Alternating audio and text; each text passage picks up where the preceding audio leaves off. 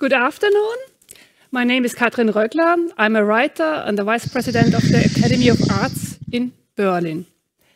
And I'm pleased to welcome you to this very special event. It's the opening moment of a series which is called the School of Resistance. That's a collaborational platform for debates, which was founded by the theater and film director Milo Rau, the founder of IIPM, the International Institute of Political Murder, and the director of the Ghent, the city theater in Ghent. The School of Resistance was founded as a flexible organization with numerous artists and activists. We are therefore talking today about the question of entanglement of art and politics, about missing institutions and their symbolic founding, about activism and art, and what art can move and is not able to solve, the typical point of breaks, fracture lines. We are sitting here in the building of the Academy of Arts in Berlin at the location Hanseatenweg. Inside the studio, our institution is celebrating this year its 325th anniversary. It was founded in the year 1696 by Friedrich I, the Prussian king. The institution has a changing, colorful history with fractures, for example, in the time of the 30s and 40s of the 20th century during the Nazi regime. Today, it's a model for democracy of arts. About 450 members are debating and working in it. It's a model for a wide-ranging community of artists. Liberal or left, conservative and anarchistic thoughts come here together. We talk about art, which means also about public space, climate change, social justice.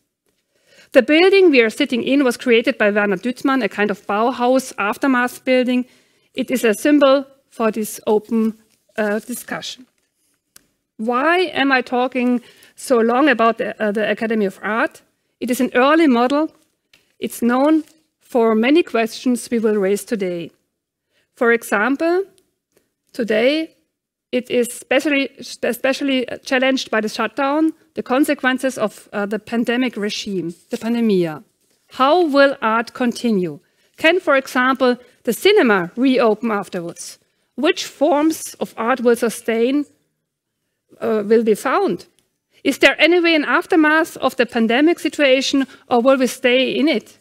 Which kind of architecture or public spaces will be places of the art? How can art claim to speak to everyone or to be a connecting element of society? We will raise these questions and many others during the next days together with Milo Rau, members of the Academy and other connected artists. What is a symbolic institution? Can it become real? How is this kind of political fantasy world building? Is it then losing something? Is beauty something which evolves out of dialogic struggle? Not something that can be developed alone? Due to the pandemic situation, we decided to link these debates to film screenings, which show the work of the last 15 years. We start with the General Assembly today. Then later this evening, we will be able to see the last days of the Ceausescus. The next days will be shown arrest in Mosul, the Congo Tribunal, the Moscow trials, and the New Gospel. His latest film publication, we will see on Sunday, I think. Sunday. Mm-hmm. Documents of an activistic activity, global thinking, and acting. In the center, there is a main issue always: world history, revolution, and justice handled. My grateful thanks belong to the curators, Martin Waldes-Stauber and Kasia Wojcik, and the whole team of the IIPM, Medico International, Merbe Verlag, European Alternatives, ECCHR, Allianz Kulturstiftung, and whole round theater commons, but also to Björn Madsen and his team, that they could arrange everything here at the Hanseatenweg in tough times. In the next 90 minutes, we will follow the path of the General Assembly and start together with a conversation with Milo Rau and Georg Seeßlen, and we will watch the march to the Reichstag, in German more impressive, Sturm auf den Reichstag. Therefore, it is an honor to welcome here on stage Milo Rau, the founder of IIPM and director of Gent. He is a mysterious man staying in different places at the same time. During the preparation of these upcoming events in Berlin, he was also in Geneva, in Ghent, where he was rehearsing the Mozart opera La Clemenza di Tito. And the opening night was some days ago, I think last Friday. Yeah. Last Friday. 3 days ago. 3 days, yeah. 4. No. Very fresh. It is always astonishing to hear what you are planning and where you are staying at the same time, and what are you arranging in which part of the world. And knowing you for a longer time, I would say that you started your work with reenactments, continued it with pre-enactments, always with a theatrical sidekick, some more somehow traditional theater work at the Schaubühne or elsewhere. You published your German books at the Verbrecher Verlag, and it's not easy to define what is the main thing, the film, the book, the theater, play. How would you yourself describe your work? Is this a question for you, this timeline I just constructed from reenactment to pre-enactment to a wider spreading media work? Is there, do you see yourself, is this important for you anymore to see this move? Yeah, thanks for having us here, by the way, in the Academy of the Arts. So it's really a big pleasure to be here. The first idea was to make an exhibition here. Now we have an online film series with guests. And I think when we watch the next days back on 13, 14, 15 years of work we did in different parts of the world and in different mediums, I think what is generally the same from the beginning until now, and which is I think, let's say, my general rule of IIPM. I just wrote it down because you mentioned it. Beauty can't be developed alone. Yeah. And okay, we can talk about the term of beauty and so on, but for me, the idea of creating what I call utopic collectives, so bringing people together and see when they produce together what will happen. So when, for example, in the last days of the Ceausescus, I saw this tribunal against the Ceausescus in '89 when I was 12 years old in television. At my grandmother's television, and then sometimes later, 10, 20 years later, I went to Romania to work together with activists and artists of Romania to make a reenactment, so a restaging of this tribunal. And then this restaging of the tribunal acted again on the society in Romania, because one outcome was a trial against me and my production company because we used the name of Ceausescu, because the son of Ceausescu made a brand out of the name of the Ceausescus, and I didn't give him money, and then even started another history. So I think what is typical for our work is that it's like throwing stones into a lake and then documenting what happens. And of course that can be books or films or series or discussions like here, or parliaments or parties or very classical plays or operas. And I think there is a big interaction in between the form we use and what happens during the production process. And I think what we do as an institute and in the end again is somehow documenting what happens while we are trying to achieve an artwork. But normally we only document the process.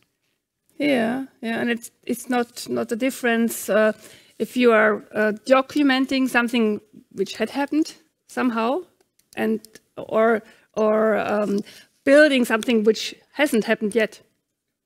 Yeah, you know, the future is so it's not so far away. I think it's somehow the same. I mean, you today I had a radio interview in preparation of this series, and I was asked, but where is the connecting point in between art and politics? And I said, there is no connecting point, because actually it's the same. I think politics or society is just a normalization of an act of art, of an act of creation. When the first parliament was created, the first national parliament, the French parliament, during or in the beginning of the French Revolution, it was just like some people connecting and saying, okay, that's now, we are the nation, we are the parliament. And that was people declaring it out of a void, into a void. But then happened what happened, and today the French parliament is something that is normalized. And I think that's what we call this, or you called it, symbolic institutions.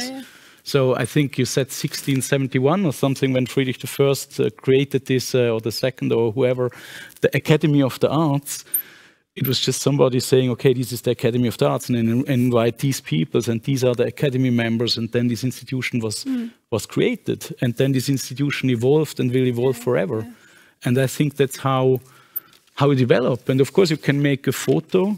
We can make a photo now of the Academy, or of, I don't know. In theater, you always have the date of the premiere. And in film, you have the date of the release. And at that moment, you somehow have to be finished. But if it would be a year earlier or a year later, the product would be completely different. Yeah, maybe we continue afterwards about this, because we have a second guest, Georg Seeßlen. I would like to welcome him here. He's not in the Academy. He is in Kaufbeuren in Bayern, in Bavaria, sitting far away, but very close in terms of our conversation. He's a member of our Academy. He's a writer, author of many books with the topics of art and money, stupidness, controlling regime, right-wing populism, film.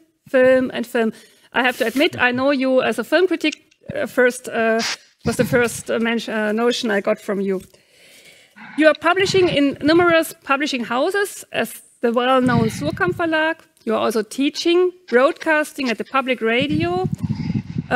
And here you will not be the only one time here today, but also on Sunday you will moderate another panel at my place here about the new gospel on Sunday. Absolutely. And you are at the moment developing together with the Goethe Institute something very interesting. A platform or a series of poor cinema. Maybe you can tell us a little bit more about this. Yeah, thank you for inviting me. I think I am taking the lessons Milo taught me in this project, because it has two grounding theories. The one is how has developed the global factoring of moving pictures. And I think it's in a state that you can't tell something about really independent filmmaking.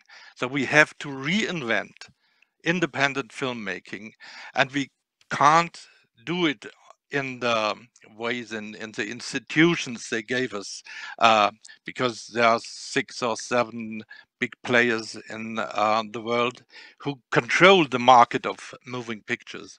And so we have to find a way to develop a micro economy of independent films. And for a starting, we try to make cinema povera, like arte povera, with nearly nothing.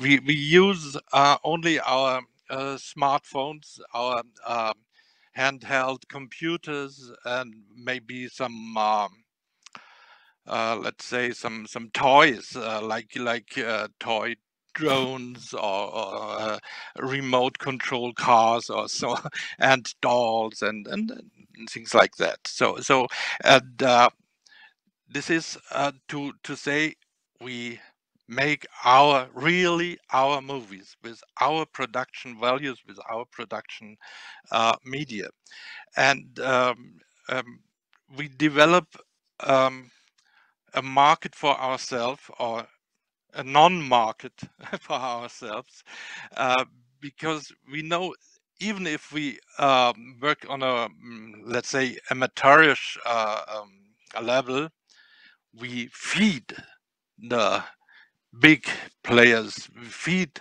the so-called online capitalism, and we don't like to feed this online capitalism. So what we learned from Milo, it is very important to overcome the rules and the limits of art forms, and in a technical way, also in an aesthetical way. So the big aim for this starting very poor and ending very rich, because we are taking together all the things we have. And for instance, one of our ambitious projects is filming Homer's Odyssey only with smartphone cameras around the world. You know, a film will develop around the world, starting with, you know, the 24 chapters of the Odyssey, and every station is one chapter, and then the film moves to the next station, to the next country, to the next culture, to the next artists, and it develops one times around the world. And if it's finished, it's the new Odyssey of only made by production that we have to ourselves. So I hope this will be the biggest game I ever saw. Yeah, and the other problem is that I think after the pandemic crisis, we can't get back to normality like politicians promises. So we reopen cinemas, reopen theaters, we reopen galleries, and so on.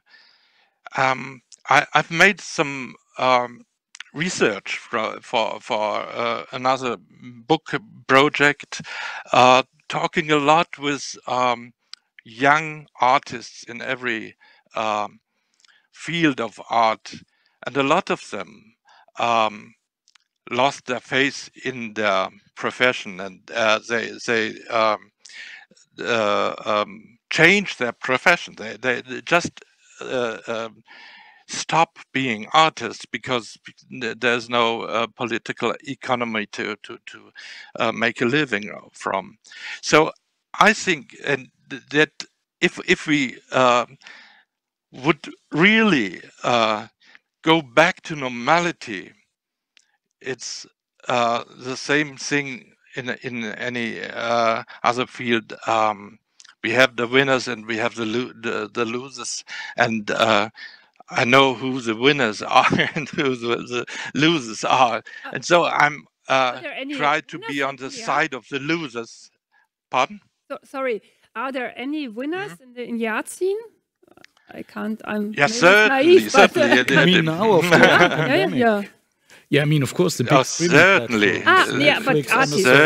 Artists. Okay. Yes, every artist who could be branded for the platforms. It's Okay. kind of you know, if you're established, you will be more established after the crisis. And if you The bigger get bigger, the smaller get smaller. Actually, yeah, like in every that's crisis. it.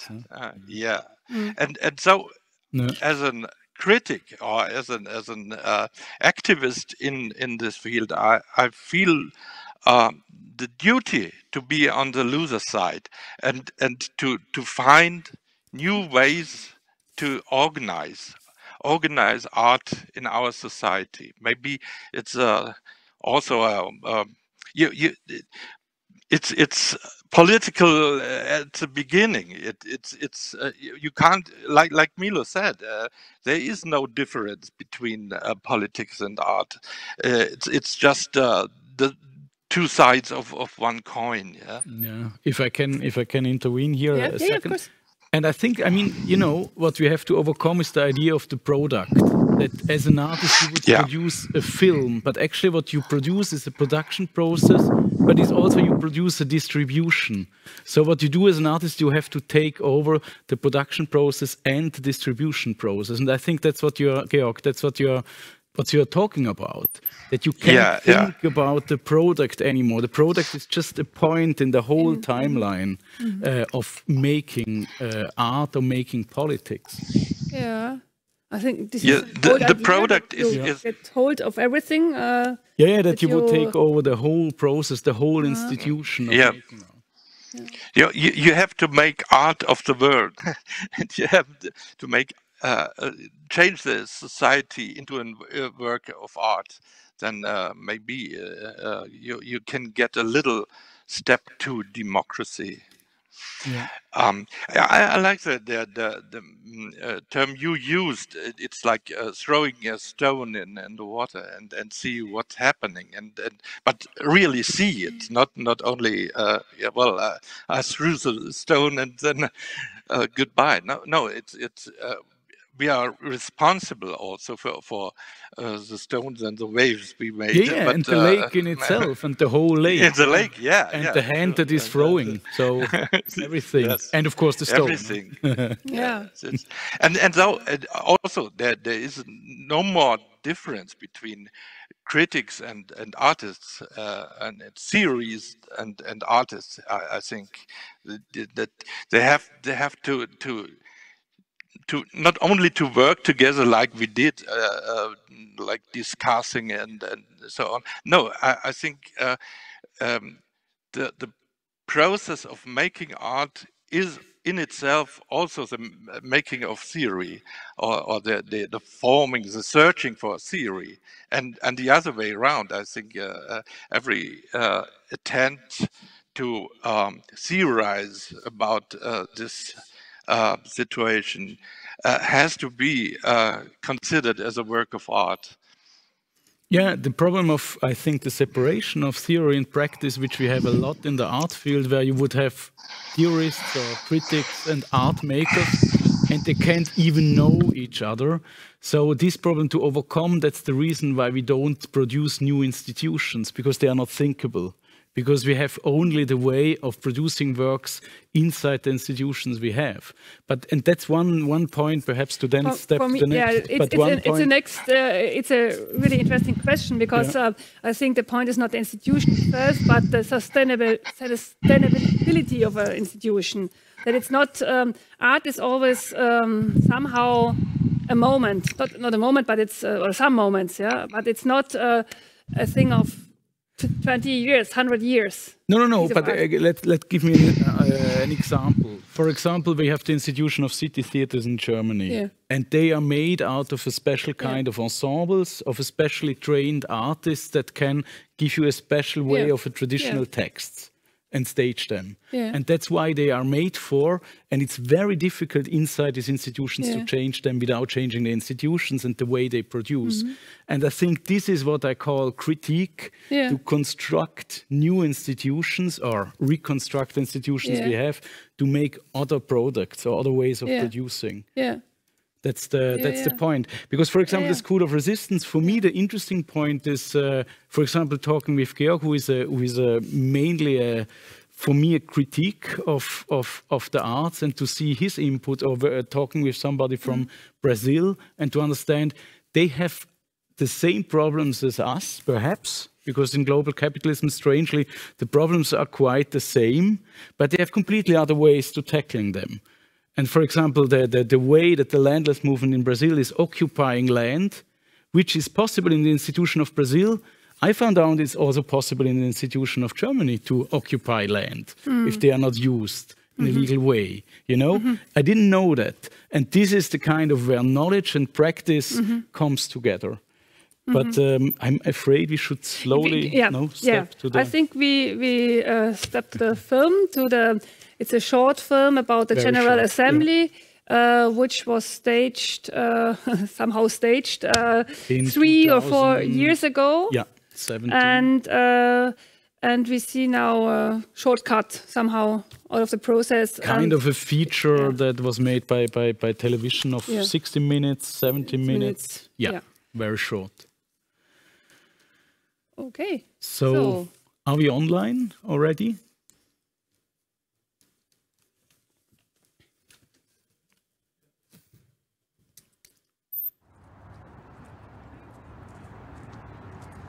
Da hören wir jetzt nur. Ja.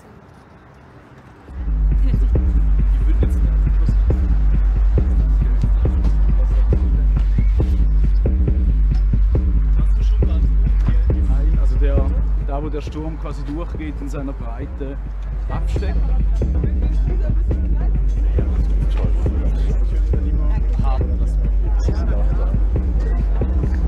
Le monde est en perpétuelle révolution.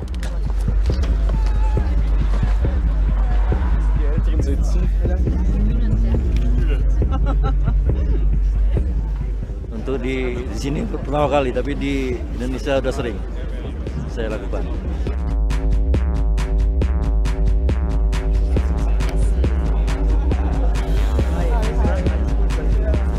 Vamos lutar por liberdade.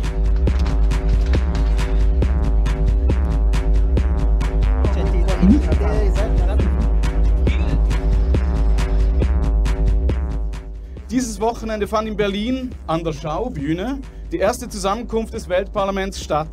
In 3 Tagen sprachen und debattierten 70 Abgeordnete und stimmten über 15 Tagungspunkte ab. Die Abgeordneten stammten aus über 20 Ländern. Es haben an der General Assembly aber auch 8 Mitglieder des Bundestags teilgenommen. Lucio Bellentani, Abgeordneter der ersten General Assembly, der hier links neben mir steht, ist ein Abgeordneter und Gewerkschaftsführer von Tausenden von brasilianischen Automobilarbeitern und Automobilarbeiterinnen, die beim deutschen Hersteller VW arbeiten. Bransky Hangi spricht für die Millionen von Minenarbeitern des Ostkongo. Allein die 10 Abgeordneten der General Assembly, die hier versammelt sind, sprechen für mehr Menschen als das ganze deutsche Parlament.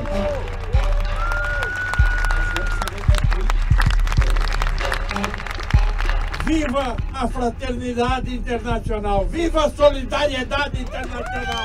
E continuamos na luta. Obrigado!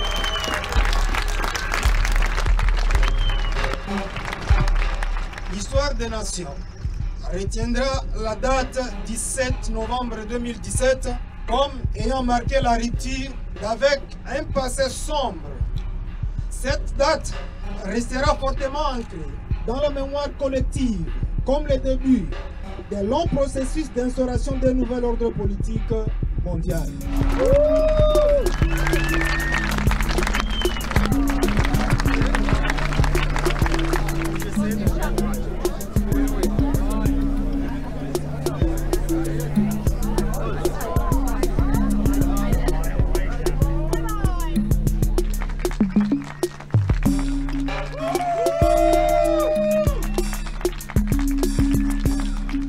Machen wir uns nun auf zum Sturm auf den Reichstag, nach dem Vorbild des legendären Sturms auf den Winterpalast, wie der Regisseur Nikolai Efrenov ihn im Jahr 1920 inszenierte.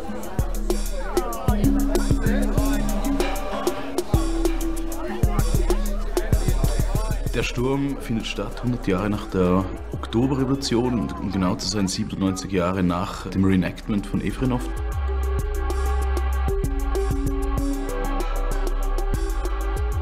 Wir wollen dieses Bild befragen und sagen, wie können wir heute, 100 Jahre später, nach all diesen Erfahrungen, diesem Totalitarismus, Stalin, Auschwitz, 2 Weltkriege, Klimakollaps, der uns jetzt bevorsteht, wegen einem leerdrehenden Kapitalismus, wie können wir dieses Projekt der Moderne, der Befreiung des Menschen nochmal anders wenden?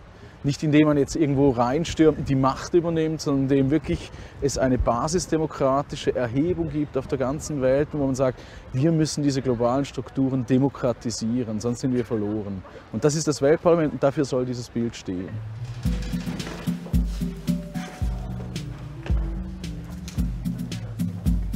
Dear ladies and gentlemen, welcome to the General Assembly. A short technical announcement before we start. You all have these devices right next to you. They are for the translation.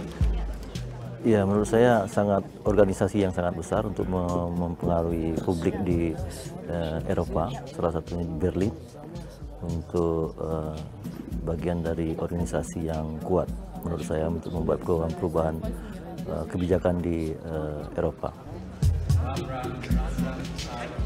Please take your seat so that the session begins. Dear colleagues, I welcome you to this constitutive session of the General Assembly, the first world parliament in the history of humankind.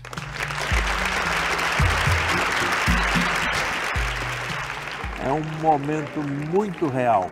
Muito verdadeiro. I will ask the first speaker of this evening. We are starting the session. Milo Rau. Sehr geehrte Präsidentin, liebe Vizepräsidenten, liebe Abgeordnete, in den nächsten 3 Tagen wird in diesen Räumen das erste Weltparlament der Menschheitsgeschichte stattfinden. Wir werden über den Klimawandel sprechen, über die internationale Diplomatie, über die Regulierung des Welthandels, die nationale Souveränität, über die Meinungsfreiheit und, falls es sie gibt, ihre Grenzen. Why is our black brothers' blood so cheap? Our brothers' blood is cheaper than the money they were fighting for. Der Mensch ist nicht die Krone der Schöpfung. Die Weltgemeinschaft braucht wirklich so eine Gesetze. Ich denke, als Künstler muss man Institutionen schaffen, symbolische Institutionen, auch utopische Institutionen, weil es sie nicht gibt. Also es ist eher die Frage, warum gibt es eigentlich kein Weltparlament? Wir leben in einer globalen Wirtschaft, warum gibt es keine transnationalen Strukturen, die demokratisch sind? Also wo man sagen kann, die Zivilgesellschaft, wir laden jetzt mal diese Leute ein. Und es sind nicht einfach immer die Abgeordneten der Nation, die diplomatisch genau das tun müssen, was sie ihre Nation wollen, nämlich alles blockieren, was nicht zu 100% in ihrem Interesse ist. Wer ist denn eigentlich für die Jugendgeneration verantwortlich, wenn sie ihre Rechte nicht bekommt? Jestem obywatelem polskim I obywatelem Europy. Przykro mi, że dziś odwracamy się od Europy dupą. Amandla! Power to the people!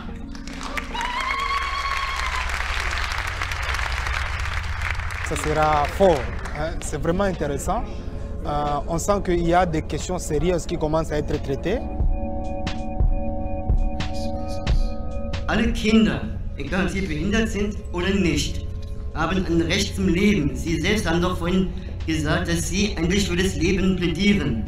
Warum nicht auch für die Kinder mit Down-Syndrom oder normale Kinder? Warum nicht? Néanmoins, si je peux me permettre, le gros problème avec cette philosophie, c'est que, bon, moi je veux bien vous suivre, hein, donc que tous les enfants viennent au monde, mais alors il faut tout de même donner à l'enfant un certain droit à un moment donné, c'est le droit de déposer plainte contre ses parents s'il n'est pas heureux d'avoir reçu la vie. Dieselbe Frage stelle ich mir bei menschlichen Föten. Warum sollten die eigentlich kein Schmerzempfinden haben?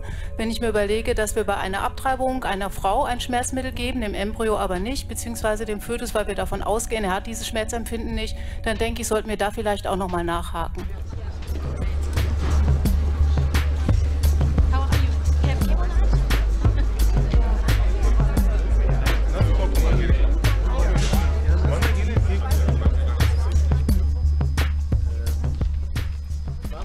Ya, tidak masalah. memang agak grogi, tapi ini persoalan situasi dan kondisi saja. Soal banyaknya akademisi dan profesor itu juga semuanya ilmunya dari masyarakat. Jadi saya juga yang saya sampaikan adalah faktual, fakta yang ada di masyarakat lokal.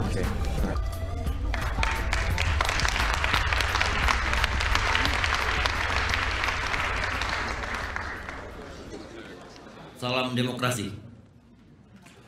Saya berasal dari sebuah provinsi di Jambi, Kepulauan Sumatera, negara Indonesia. Tapi kemudian perubahan itu terjadi ketika permintaan Eropa terhadap minyak sawit yang sangat masif. Semua berlomba mengembangkan tanaman monokultur yang sangat tidak ramah terhadap masyarakat dan lingkungan. Video ini kejadian tahun 2015 yang berlokasi di lahan gambut, menyebabkan banyaknya korban, terutama di Jambi, oleh perkebunan besar kelapa sawit. Mereka skema transisi membangun kebun-kebun berbasis kearifan masyarakat lokal dan adat.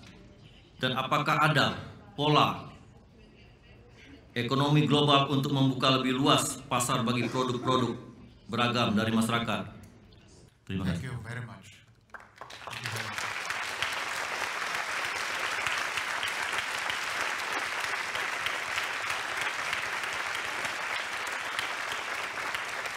Yang kita bangun adalah kebersamaan, kekuatan bersama masyarakat seluruh dunia untuk membuat perubahan itu. Artinya kelompok kecil yang kaya juga punya tidak mungkin selamanya juga akan seperti itu.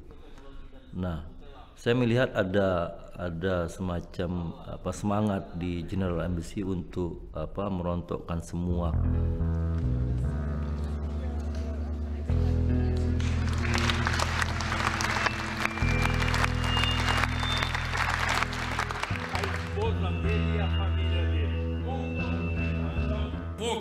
se nega a todo momento de assumir essa responsabilidade, embora com documentação oficial da Vox que estabelece a relação dela com o sistema repressivo brasileiro da ditadura. Thank you very much, Lucio. Your story is very touching, and the least we can do is to stand in solidarity with you.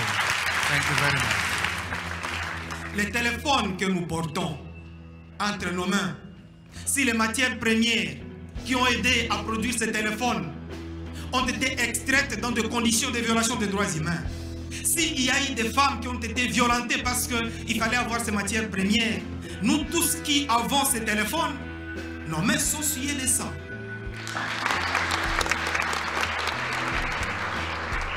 Dans la réunion ici, je ne suis pas en train de m'attendre directement à des solutions directes. C'est que c'est d'abord un message qui passe, parce que j'ai toujours été convaincu que lorsque vos problèmes ne sont pas connus des autres, vous avez moins de chances d'avoir des solutions.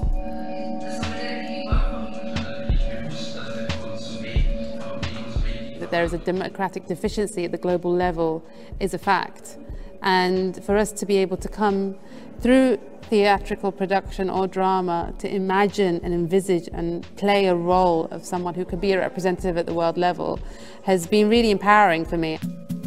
Ich sehe, dass sich ein Kampf der Zivilisation zuspitzt. Warum bekommt Herr Simonoglu dreimal Redezeit? Faschismus, das ist ihre totalitarische Demokratie. La démocratie, c'est aussi la tolérance. La tolérance, c'est écouter ce que vous voulez, ce que vous ne voulez pas.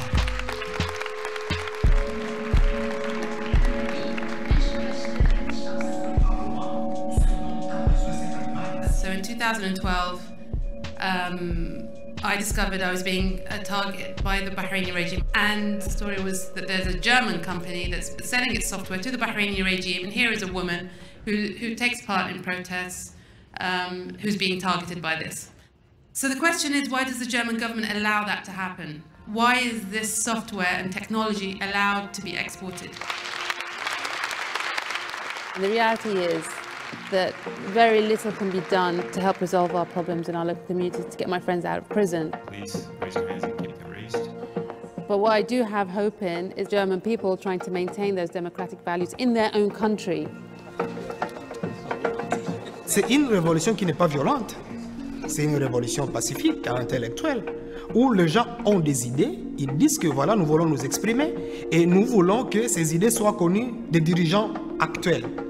Que donc la manifestation, cet assaut qui sera organisé le mardi, ce n'est pas dans l'objectif de s'attaquer violemment au Parlement, mais plutôt une manière d'exprimer des idées que nous avons.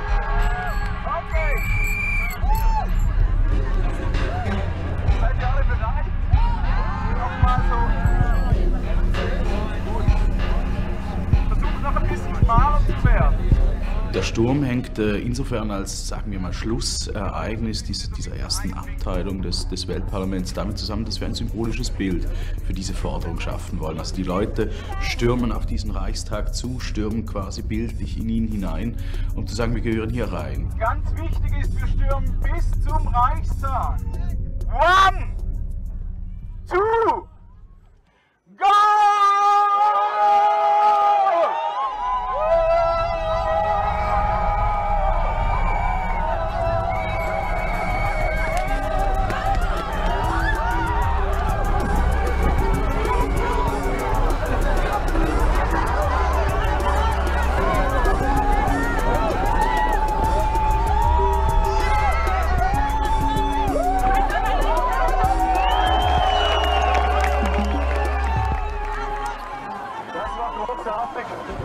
Alle sind gekommen. Ich dachte ja, ich war ja ein bisschen hysterisiert. Ich dachte Novembernachmittag 150 Leute und jetzt sind, ich weiß nicht wie viele gekommen, vielleicht 500.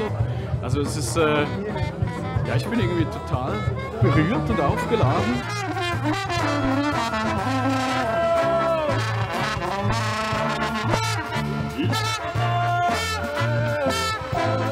Saya pikir energi bertambah untuk apa?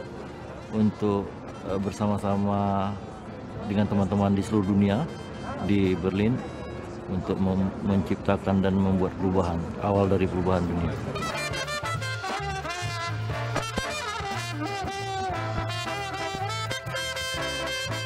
Ce serait intéressant si ça peut se faire à travers tout le continent. Et donc ça se passe aujourd'hui à Berlin, mais ce serait intéressant que ça se passe également à Paris. Pourquoi pas à Londres, aux États-Unis. Je crois que c'est un acte important qui doit interpeller la conscience du monde et qu'il faut se dire qu'il faut des changements.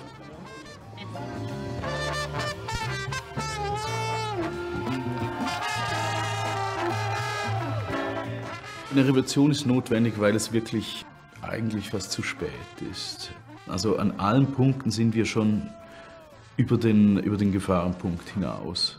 Also im Grunde befinden wir uns wirklich so direkt vor dem Abgrund.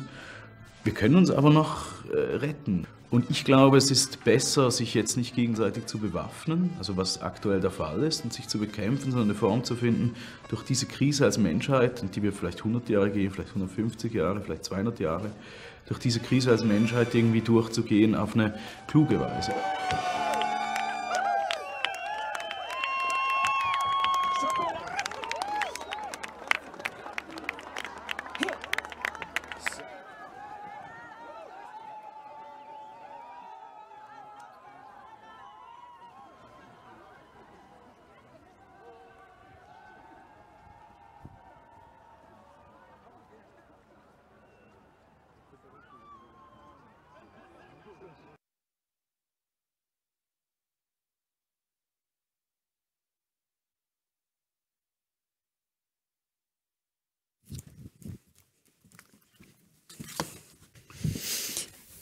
Okay, dann bringt den Georg wieder.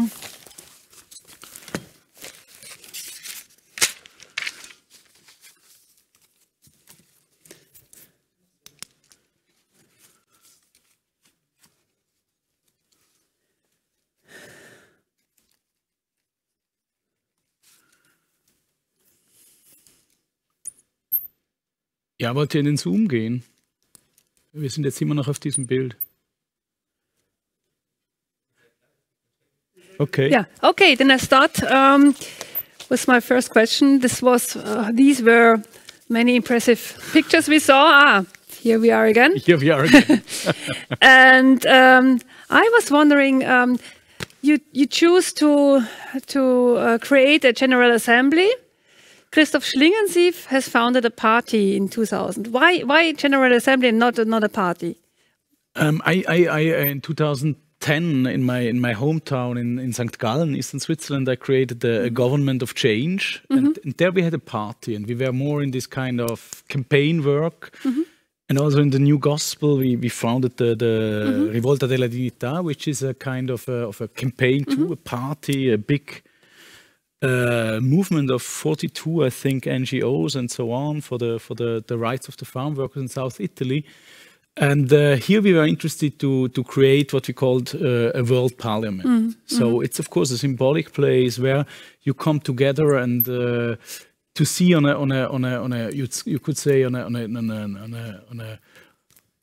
I mean let's say the methodology was to ask ourselves what decisions of the German Parliament should be discussed in the World Parliament, and world meaning time and space. So of all the people touched, but also of the people that will be touched later, of the unborn or of the animals. So we had members. I'm not sure if this became clear in this little film, but we had also parliament members that were standing for the oceans, or for the bees, or for the unborn, or for the and so on. So let's say it was something different from a party, because a party, very important, I think, always represents a lobby that would lobby for one important aim. And here we wanted really to bring together in a kind of a universalism all possible voices that are not represented in the German Parliament. That was also the reason why we wanted to storm it, and why we shouldn't, I think, compare it with the storming of the Reichsbürger some months ago. They stormed it because they are against democracy, and we think that the democracy is not big enough, that there are not enough people, not enough voices inside the Reichstag, the German Parliament. That's why we stormed it. Okay. Let's make it more clear. But maybe it was exactly the thing I was seeing when I saw this film, the Reichsbürger last November, I'm not sure, or October last year. When it was in November. And this is maybe a question for Georg Seeßlen. It seems that many images, public, very, very intense images, are used at the moment by the very right-wing people, and they seem to be more powerful using it. How does it come, and what can we do about it? I think that's not a new phenomenon. It happened in the 30s in the wake of the German fascism too. For me, seeing this film, let's say 3 times, 4 times, I get to know the difference, and maybe in the next step of making pictures, we have to make it even more clear that what is the difference. You see the difference in the. Maybe you have to project this film and the documentary of the fascist going, and you would see what is the difference. Maybe we have a kind of dialectical montage to do in a process of understanding why right movements conquer democratic and also artistic terms, pictures, rituals, and we will see that an illustration of the most famous sentence of Walter Benjamin, that the fascists are aestheticizing politics, and the left are politicizing aesthetics, and you see it in every movement. If you look close to it, you see it how you cope with space, how you cope with togetherness, all these things, and therefore you can show exactly that the taking over of terms of pictures has failed, because the real thing, the real democratic and the maybe revolutionary, I prefer the change gaming energy in symbolic institutions, resist this conquering by the right-wing movements. The only problem, or the real problem, is how both things are represented in the mainstream media. So this we sometimes we make us weaker than we are, because we look out at ourselves through the eyes of television, of mainstream press, and so on. But I would say that this symbolic institution shows what art can be, not only the utopian way of making something as a play that comes for real, but also defining a space of freedom. You know, Jean-Paul Sartre had this, I think, very beautiful notion. He said there has to be a pact of generosity between art and society, or between, in his case, between the text and the reader. And this pact of generosity means that there is in every action both the collective movement and the individual freedom. And if you see also at the things happened at the Capitol in the United States, we also have a certain similarity to this installation. You see that there are not at all any hint of freedom. It's just violence for its own sake, and it's just acting out violence against freedom. And so for me, as a critic, I see how the space is filled, and we always know this will not lead to violence, because everyone is expressing that it will not lead to violence. Maybe because it's the huge difference I would see between the both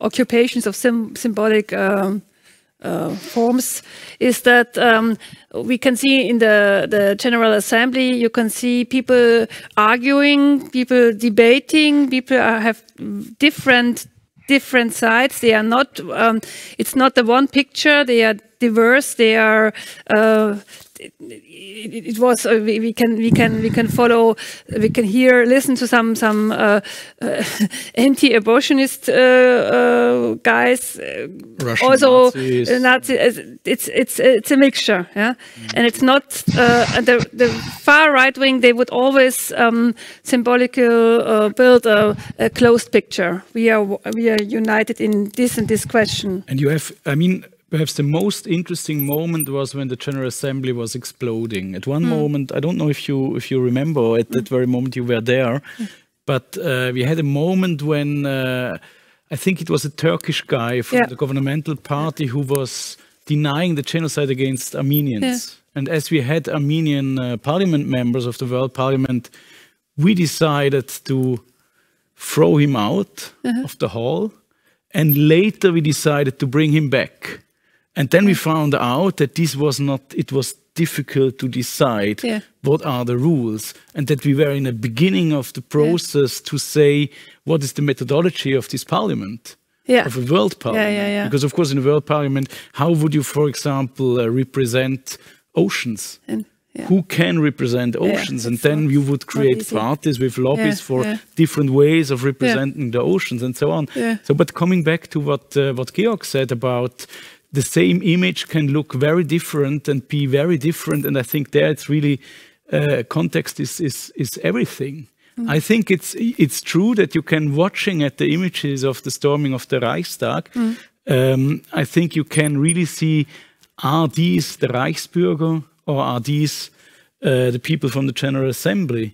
But I think if you would show only two images of it to somebody from another culture, I think it would be different. Or for some another time, it would be difficult to say, you know? And that's why context is everything. And I think this is for me, let's say, the only rule of communication. Give the whole context. I'm not even interested to see the end image of the storming. I just want to know how we came there. And from there, where did we go? What was happening with everybody in this General Assembly? You know, what is the whole history of it? I think this is what is, for me, is interesting by doing this kind of installation. So this was a film I didn't do myself. It's a TV feature, and it's very interesting as a documentary.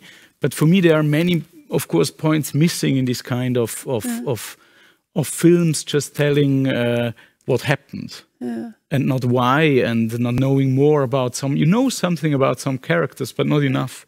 You don't know about the whole failure that was in this project, about the explosion of the whole, in the end. I mean, we didn't have a charter. We wanted to do a charter, but it was impossible because we had too many opinions. So in the end, we didn't come to a charter. That's exactly the difficulty for a real institution. It's a difficulty of a real institution. And even if you are kind of shortcutting everything by symbolizing it somehow only and by minimizing the problems you could have, and also the time, you still go into that failure. And that's for me the most important and interesting thing when you see how an image breaks completely. And I don't mean it in a postmodern way that I always want to see failure and non-professionalism. And I think we overcame it. We have to find some answers, no?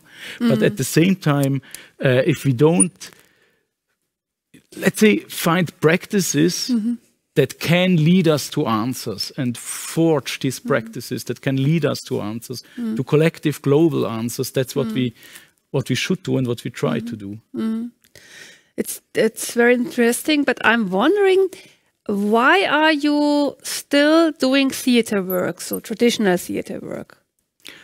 I mean, there are many reasons. Yeah. I think one point I'm quite happy in what we are doing, and I found, I think, a group of people, and always new people and old people, and we are living together. So what should I do? These are not politicians. If I would live with politicians, I would make politics, I guess. So that's just my milieu, no? And I'm extremely happy in it. On the other hand, what we did in South Italy, what we did with the Congo Tribunal, I mean, actually, it is the first and at that moment only economic world tribunal that is existing and getting more and more independent from us and from other institutions. It's now a real institution. It's not 100%, but it's close to. And it has a real influence. And doing this on a classical political legal way, it would take 2 generations. Yeah. You know, that's, I mean, for me, art always has this revolutionary impulse of just let's do it, of occupation, I don't think so. You of have being fast, some you know. examples. Why do 2 generations? Such institutions as... No, but why, I mean, Kathrin, why don't we have a legal World Economic Tribunal? Why don't we have it? Yeah. Because they are the nation states, they're the big enterprise and so on, everybody is against it. Yeah. And outside the legal institutions, outside the political institutions, you can create it, then more and more include, you know, these, let's say, classical institutions and make it slowly real. And that's what I like in this way of kind of anarchistic work that you can do as an artist, that you can just say, let's do a revolt in South Italy, let's occupy houses, let's I don't know, let's install the law of humanity and let's do it. And you can, it's super difficult. And as I said, normally it ends in complete failure and absurdities, but you can go many steps very fast. And that's right, yeah, it's really, I have to come back. There is such a beauty in this kind of this energy of solidarity, which is the work of theater. That I couldn't do something else, I think. Okay. I was thinking can add something? Yeah, of course. Go on. I think that there are 2 codes of intervened in reality. The one is the political way that has a code, a linear code, one thing after the other. It takes time, and every step has a time. So, like Milo said, 2 generations. Art and revolution are things that are non-linear. They break the rules of linear time. So in practicing art, not even practicing art as a product, like Milo said, but like a process, you really change time. Not only the results of time, but you change time, and this is, for me, it's the biggest thing art can do, because if you change time, you change reality. Not in a like social democratic or green party type. Let's do this and then and that. No, let's do all things together in one moment, maybe, and let's see what happens. So I think the best thing in art is you don't know what is happening with what you are doing, because it really opens future.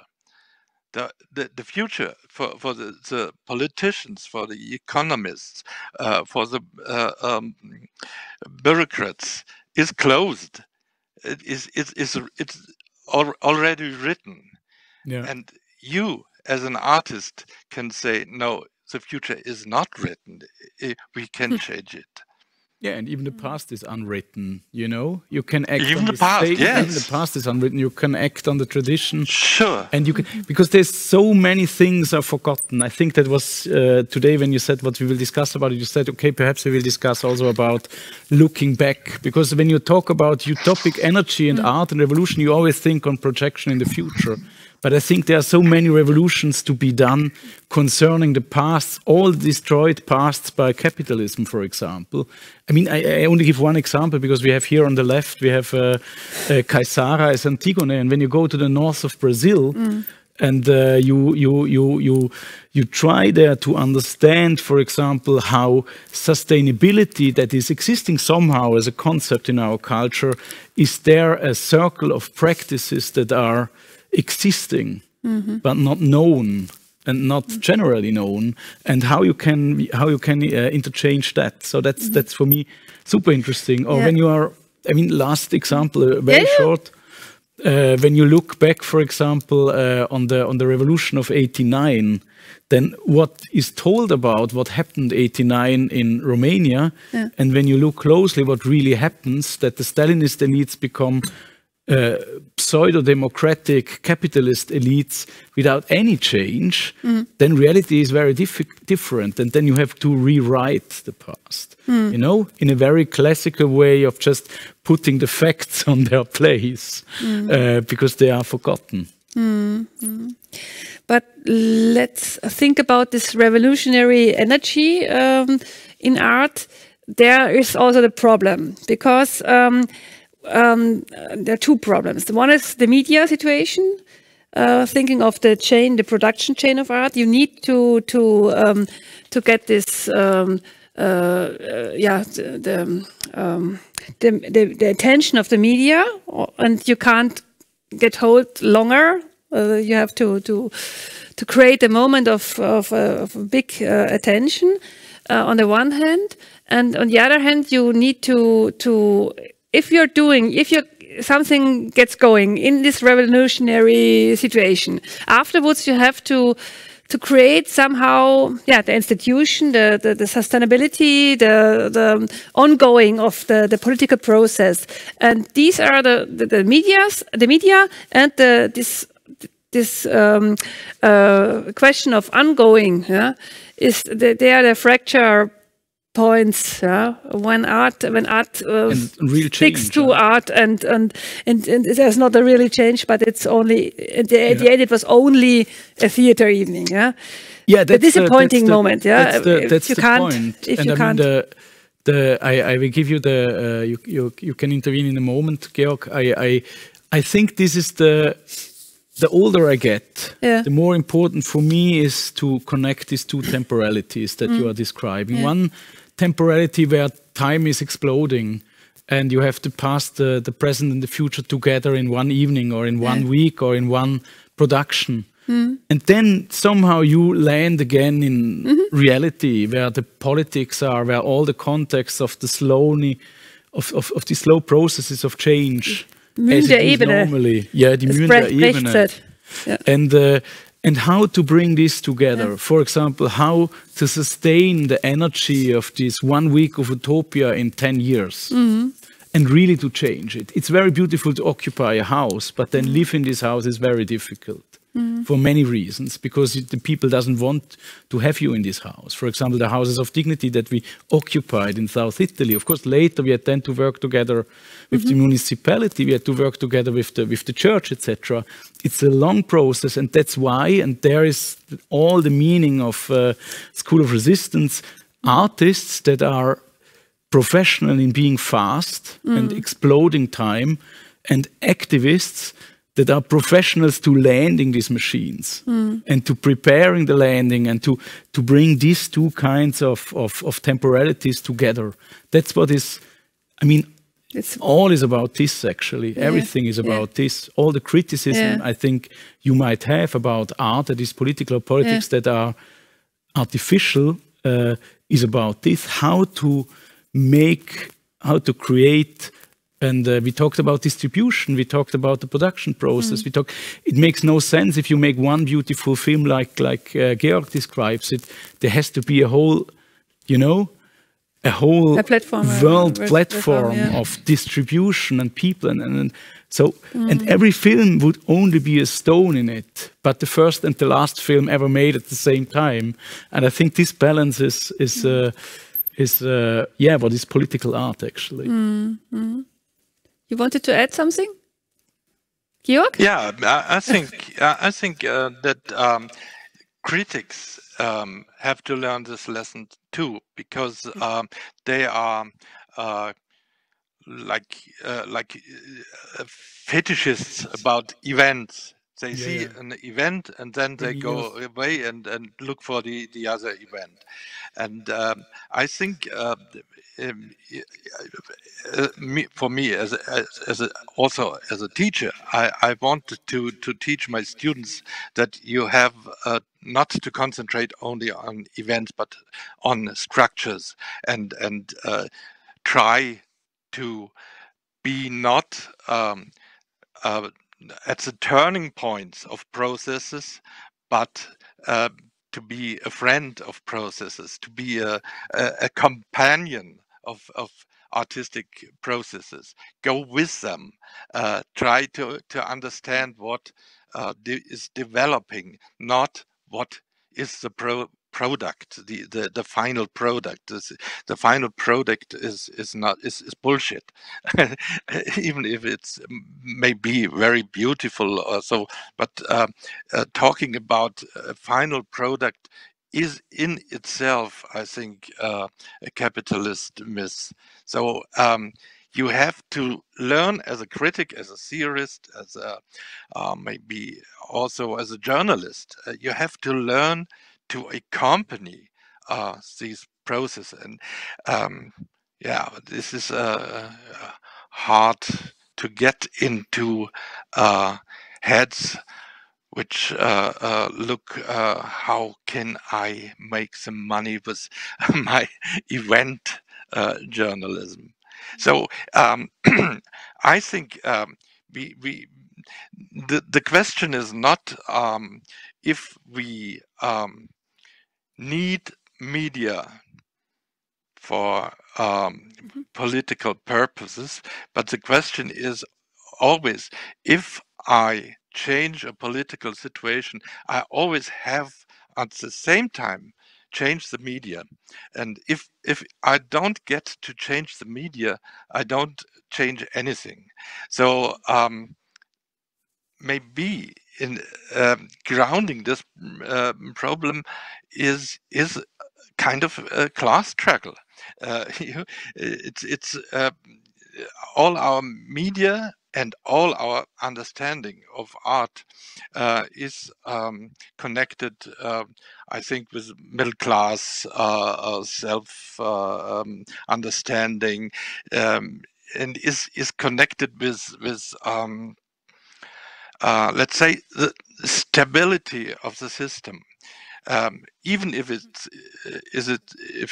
critical, the system needs some critic points of view, some interferences, and I think maybe as an artist as well as a theorist, we have to develop consciousness of the use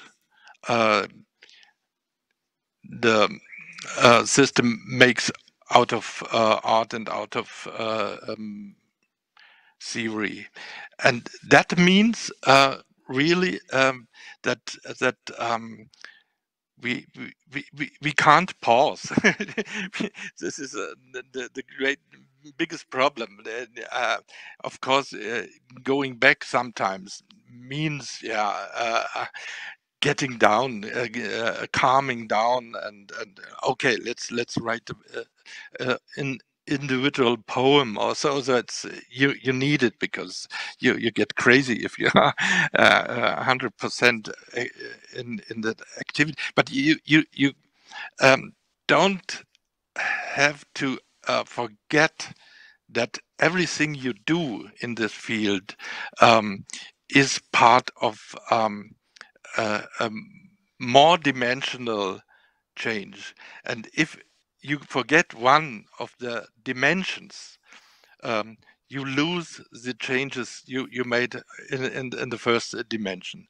So if you write a beautiful play without changing theater as an institution, the play will do nothing, but will be let's say prey to the market. Yeah, absolutely, absolutely. Yeah, we have already some questions from the audience. I would first come to this question: how we can face the pandemic situation at the moment, and I would combine it with a small statement that we face at the moment also a wave of new activism in art. So it seems to be somehow connected, the situation of the pandemic and this new wave we can face. Maybe, yeah. Yeah, I mean, it's a very good question. We had the sad answer. I mean, the general sad answer in the beginning from Georg. I think that when he said the bigger are becoming bigger, the smaller are becoming smaller, actually, because a system that is close to fail but is too big to fail would get more conservative than it was before the pandemic. So what we see is that, for example, I am the artistic leader of the IRPM and I am the artistic director of the Entegend. And of course, Entegend is no problem because it's a big institution, and IRPM was from the beginning on in very big problems and still is, just economically, because we can't tour and so on. On the other hand, I think what is happening, and I'm really now not going into the big picture, but only talking as an artist. Perhaps in another moment we can talk about supply chains, we can talk about economics, but in the art we are seeing two things. One thing is that the fight against author rights made a big step during this pandemic. For example, for the first time I could distribute what I do in the very moment, or in some minutes, I can distribute my films for free. I mean, while we are in cinema with the New Gospel, we will distribute it for free here in the Academy of the Arts and in some other platforms on Sunday. This would have been absolutely unthinkable a year ago. And it's crazy. For example, the people in Congo can watch the Congo Tribunal. Before it was just like, you can't because there is no distribution system, there's no distribution, and so on. So these things, on the other hand, of course, you have the virtual economy, you have Netflix, etc. And now you have to see that you develop distribution systems that are taking over in another way, that author rights that are going away from the classical players and not just directly to Amazon and Netflix, as an example. Last question is, we are talking here inside the Academy of the Arts in an evening, but why are we always meeting in the evening and inside in theater? Why not outside in the morning? You know, I mean, all these things that we never There are some answers. there are some answers. Still at the morning.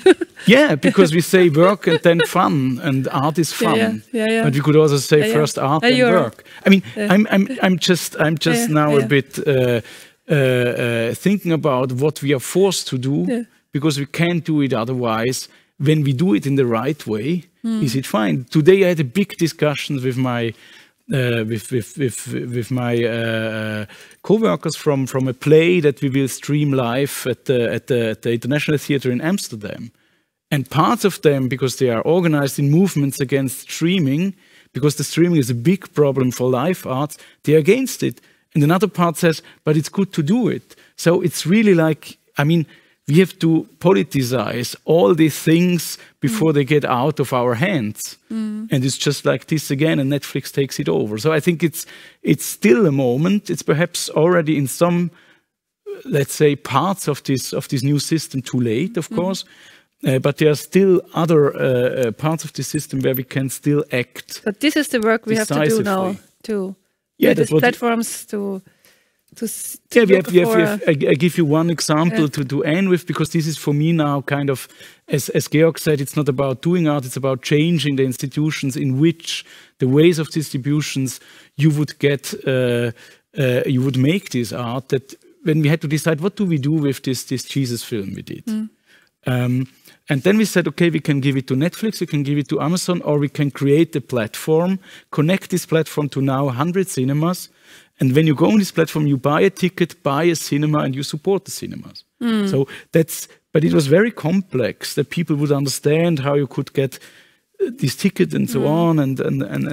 But in the end, it paid off. And that's the last thing, as I'm anyway there holding a monologue now. I was always so impressed how simple and fast everything goes, even if it seems not planned by the system. You can, I mean, it's so simple sometimes. You have just to insist a bit and then it works out. Yeah. Sometimes. Sometimes, yeah. Kathrin. Georg. Yeah, I totally agree. I think that the artists and their friends have to be more nomadic because the institutions are weak in defending themselves. That is what we witnessed in the pandemic. The public spaces, that safe spaces, so called, which I would say guaranteed by society, by the state.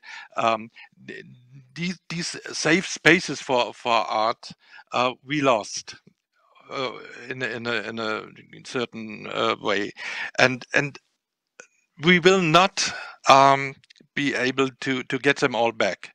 So we are forced outside our. Also, we are forced to go out our comfort zones. You know, we just thrown out of the function of art and critic and theory that were used to, and that's a big chance, I think, because we are a lot more unsecure. Also. Especially for the young artists and the young critics, but we feel this freedom this freedom that is not the neoliberal freedom of making your career or making it not, but a more existential, essential freedom, and the freedom I think we can use to refound some ways of distribution, some institutions, some spaces, some public spaces, with, I mean, a new energy. I think this new energy has to come out of Asia, because we can analyze that the art nearly has become a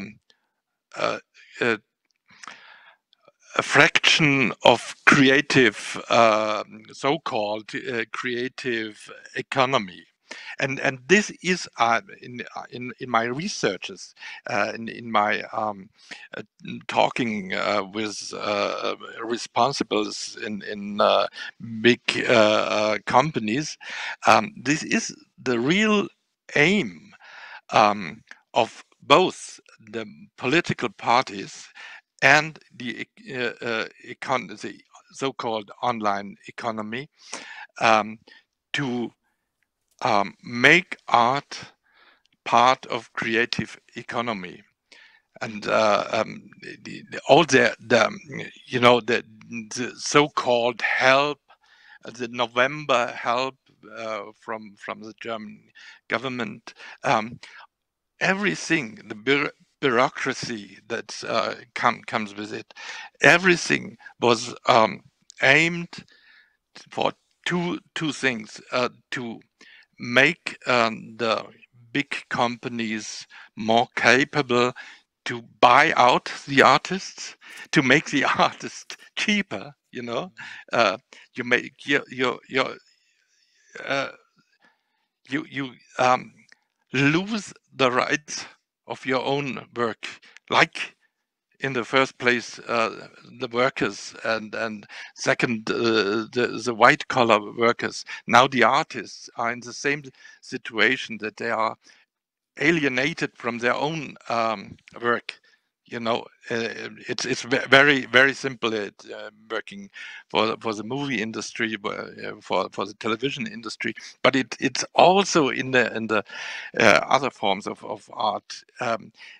You take away the rights from the producers and give the rights to the so-called right owners. You know, not you as a producer of art are in possession of your work, and so you have to buy it to survive, and it's like in the situation of this pandemic crisis, a lot of artists had to sell their rights, had to sell their possibilities just to survive, and they had to sell the rights to be controlled. Institutions that were more or less free before the pandemic crisis now are controlled to the last penny, to the last member. That is to say that we not only have economic change through the pandemic crisis, but also an increasing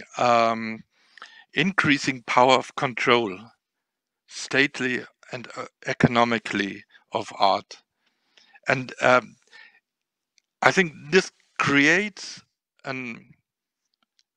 I hope so, it creates an anger, and it creates an energy for artists to say, no, we can't go on like this. We don't get used to be treated like that. And so this is my personal utopia, that the artist that has to be liberate himself or herself gets to liberating the rest of the world. I think there's another possibility which is taken very often or chosen very often, that you can change the media you are doing. So filmmakers starting to write a book, or to build different contexts and to get hold of your own work in another way. So that's what you were mentioning about the context building, the processing of your artwork. Then you can gain it back, get it back. Yeah, I'm afraid we have to slowly come to an end. Yeah, we have to come now to an end. In 6 minutes, we will have a shift of topic, and we will meet the last days of the Ceausescu's.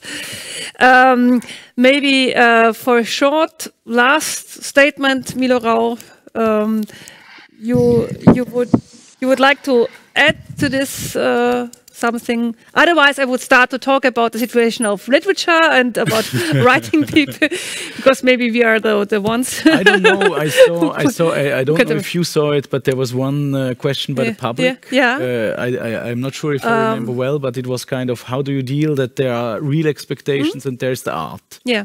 That, for example, when you do a world parliament or do a campaign like the Revolta della Dignità. Answer, short answer. Okay, 3 minutes. No short answer. I think it's really all in the balance of the system you have. Of course, I'm an artist. I love disruption. I'm in that way kind of let's say, anarchistic character. Yeah. But what I try is to surround me with people that is activists. And again, it's art and activism that is working in the long term, that knows how to implement, that knows what they need. And from the beginning on, long before the beginning, in a moment when we are landing somehow in Mosul or South Italy, we are for 5 years working with these people or with these networks. So you can't just arrive. I mean, people is really, I mean, a lot of, and that's what you described about critics. Critics think that you can land somewhere, but you can't land. Perhaps a journalist can land, an army can land, but an artist that is doing this kind of art we are doing, you can't land at all. So you have really to be super well prepared. And I think this is the point. This is actually the point. I would, as a writer, I would say it's the same. It's this working, talking to these people, building up some relations. Yeah, and but you can't just publish whatever you want to publish, because you have to be. I don't know. You have to make a product that everybody would agree. This is also a very interesting point of collective work. That you can't just. I mean, the same when you are kind of talking with people and then they become figures in a play. They have to agree to be these figures, and that's a so complex process. That's the complex. Where I would like that really, as the third, we have your activists and you have artists, and then you have, of course, critics. That the critics would be more, let's say, embedded in these processes to find a language to describe it, and not this kind of very conservative good and bad language of a product that is visited whenever at a certain moment. So, I mean, even if I'm, of course, depending from this, and then because I am depending of it, and every artist, as you say, from the way of distribution, the way of being distributed or not, because of criticism and whatever, that's why I say let's work closer. Let's work closer together. Let's the answer. Integrate. That's the answer. But I have to admit, we have to close now. We will see, and we are able to watch the movie "The Last Days of the Ceausescus" at 7 p.m. But anyone who is watching it now at the moment on Facebook has to change to the website of the Academy, www.adk.de,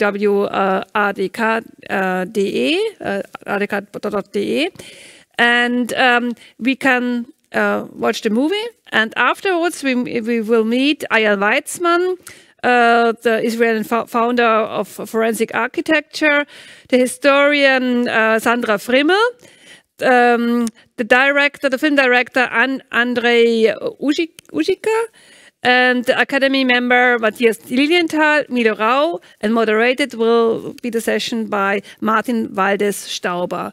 Thank you very much, Georg Seeßlen in Kaufbeuren, close to us. Thank you, Georg. Thank you, Milo. Thank you, Kathrin. For talking to us. And www.adk.de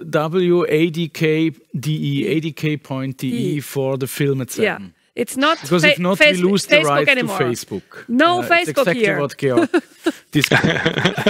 Okay. We want to stay the owners of this film, so don't bring it to Facebook. That's the point. Okay. Thank you. Thank you.